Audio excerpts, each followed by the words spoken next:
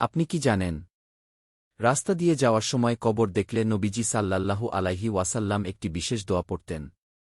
এটি শুধু দোয়া নয়, মরণকে স্মরণ করার একটি গুরুত্বপূর্ণ সুন্নাহ। السلام عليكم أهل الديار من المؤمنين والمسلمين وإنا إن شاء الله بكم للاحقون অর্থ, তোমাদের ওপর শান্তি বর্ষিত হোক, হে মুমিন ও মুসলিম বাসিন্দারা। আর ইনশাআল্লাহ আমরাও একদিন তোমাদের সঙ্গে মিলিত হব। যখন রাস্তা দিয়ে যান, কোনো কবর দেখেন, চোখ ফিরিয়ে নেন। নবীজি সাল্লাল্লাহু আলাইহি ওয়াসাল্লাম কবর দেখলে দাঁড়িয়ে এই দোয়া পড়তেন।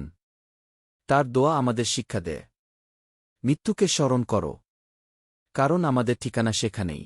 কবর দেখলে মাথা নিচু করে শুধু পাশ কাটিয়ে যাবেন না, এই দোয়াটি পড়ুন।